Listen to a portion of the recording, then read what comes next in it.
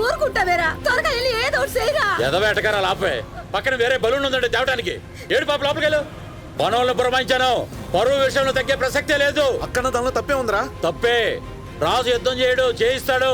తెప్పిస్తా. నా పరువుని పిల్లాన్ని ఇద్దరిని తెప్పిస్తా. నాకు క్వార్టర్ గిట్ల తెప్పిస్తావా? ఎవడరా నువ్వు? ఇంత పెద్ద బోటుకి చీఫ్ టెక్నీషియన్ ఇడా. అయితే ఏంటి? ఆయన నా ముచ్చట పక్కన పెట్టవా. నాకు 50 రూపీస్ కొట్టు, నీకు మంచి ముచ్చట చెప్తా. ఏంటది? ఇక్కడ ఈ బోట్లా గోవారాజు గడను గలీజ్ గాడు ఆ పిల్లం లేచిపోయిందంట.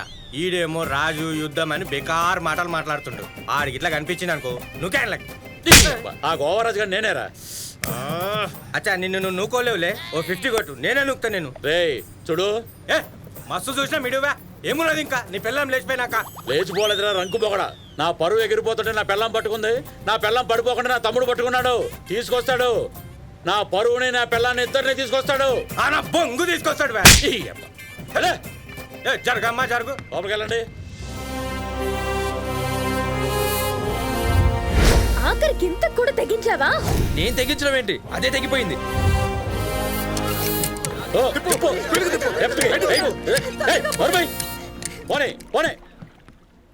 తిప్పరా. ఏంటి తిప్పేది? పోతరకి మీద బందారా లాంచ్ ఆగిపోయింది. దిగండి లాగుద్ది. అటు ఇటు తిప్పి ఆగిపోతే ఏదవగాల. సర్లే ఏడు మేళం మొత్తం కింద దిగండి. ఆ ముసలోడు ఎక్కడ ఉన్నాడు చూడండి. ఆడి వాళ్ళే బోర్డు మొత్తం సర్వనాశనం అయిపోయింది.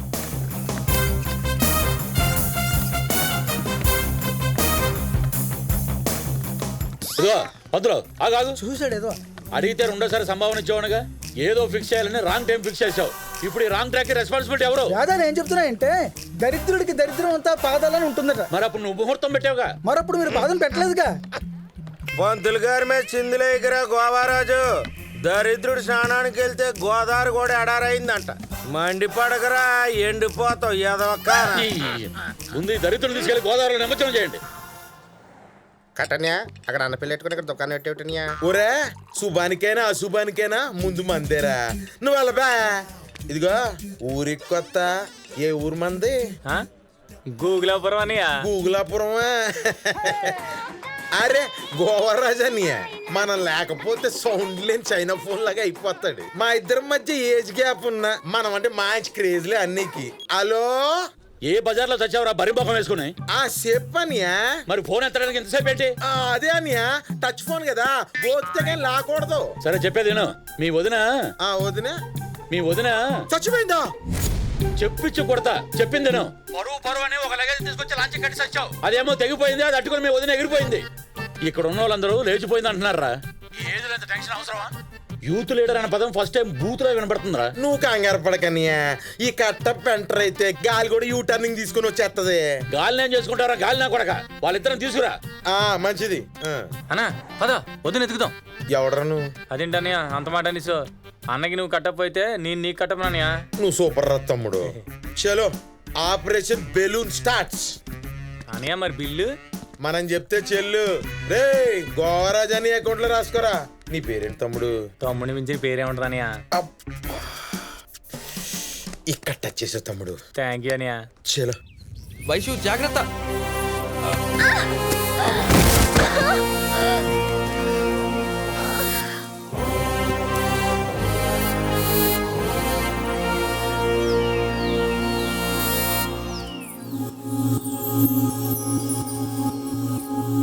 ఏ వైషు వైషు ఆగు. నువ్వు రావనుకుని చాలా హ్యాపీగా ఉన్నాను కార్తీక్. ఏంటి? మనసిచ్చిన వాళ్ళ దగ్గర నటించలేం. నాకు నటించాల్సిన అవసరం లేదు. నీకలా అనిపిస్తే అది నీ ప్రాబ్లం. ఇదిగో నీ కోపం నాకు అర్థమైంది. అరే నా బాధ కూడా అర్థం చేసుకో. నిజంగా నీకు అంత బాధే ఉంటే నేను ఇంత బాధపడాల్సిన అవసరం లేదు.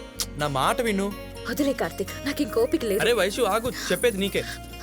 మొదటిసారి నువ్వు అబద్ధంలా పరిచయమైనా నాకు ఆనందాన్ని పరిచయం చేశావు. నువ్వు వెళ్ళిపోయాక నేను నిన్ను మిస్ అవ్వలేదు, నన్ను నేనే మిస్ అయ్యాను. ఆ రోజు గుడిలో కలిసి నన్ను పెళ్లి చేసుకుంటావని అడిగినప్పుడు నాకు ఒకటే అనిపించింది. మన ఇద్దరు కంట్లో కన్నీరు సాక్షిగా దేవుడు మన ఇద్దరం కలిసి ఉండాలని రాసి పెట్టాడు. అలాంటిది వాడితో బతికేద్దామని ఎలా సరిపెట్టేసుకున్నావే? నిజానికి మన పెళ్లి ఎప్పుడో జరిగిపోయింది. నేను చేసిన తప్పల్లో ఒకటే, ఆ రోజు మత్తులో ఉండడం. ఒప్పుకుంటాను. అరే నాకు ఎక్స్ప్లెయిన్ చేసే ఛాన్స్ కూడా ఇవ్వకుండా నువ్వు ఇంకా పెద్ద తప్పు చేస్తున్నావు. ఇదిగో మన తప్పులకి ముగింపెల్లా ఒకటే, మన ఇద్దరం ఒక్కటవ్వడం. దానికి టైం అయిపోయింది కార్తీక్. ఇప్పుడు వాడు వస్తాడు, వెతుకుతాడు, నన్ను తీసుకెళ్తాడు. అక్షింతలు వేసి భోంచేసి వెళ్ళు. ఒక్క మాట చెప్పు, ఆ గోవరాజు గడే వచ్చి నిన్ను నా చేతిలో పెట్టి నా మేనకోడిని పెళ్లి చేసుకో తమ్ముడు అని చెప్పేటట్టు చేస్తాను, సరేనా? ఏంటి? పద తీసుకెళ్ళి వారి దగ్గర వదిలేస్తాను. వెళ్ళి పెళ్లి చేసుకొని పిల్లలు కను. మీకే కొడుకో పుడితే వాడు నా పేరు పెట్టుకుంటాడు, అప్పుడు ఇంకా బాగుంటుంది. చిన్ని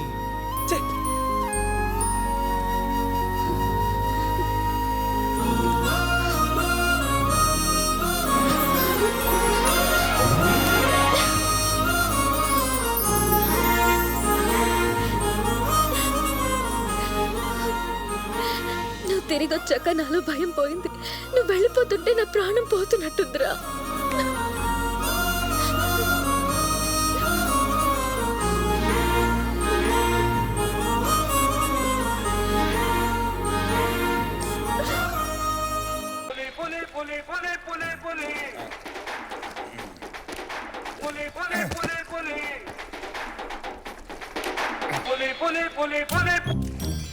హలో, అగ్నిదేవుడు మనకి ఫేవర్ ఉన్నాడు బ్రో. కొద్దిగా ఆయిల్ కావాలి బ్రో. బయట బళ్ళు ఉన్నాయి కదరా. అదే అది ఎప్పుడు అమ్మేశాంగా. నెక్స్ట్ ఐటమ్ ఏంటో చెప్పు బ్రో. అమ్మని బాగా అడ్వాన్స్డ్ కొన్నారు. విఘ్నం లేకుండా యజ్ఞం జరగాలి. ఏది దొరికితే అది దంపారు తప్పండి అంతే. All the best bro. Thank you bro.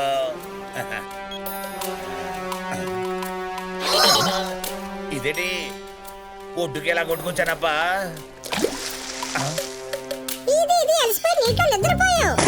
అవునా? పులనుకుని భయపడి బయటేసేవారు దరిద్రుడు. అలాగా? ఇదేంటి చేపల మాట్లాడి నాతోటి?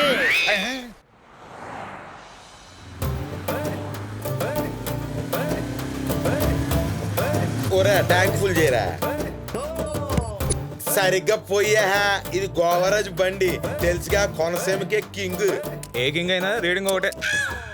ఒరే ఈ తివెక్కం వచ్చిన దగ్గర నుంచి ప్రతి ఓడు పంచలేస్తున్నాడు.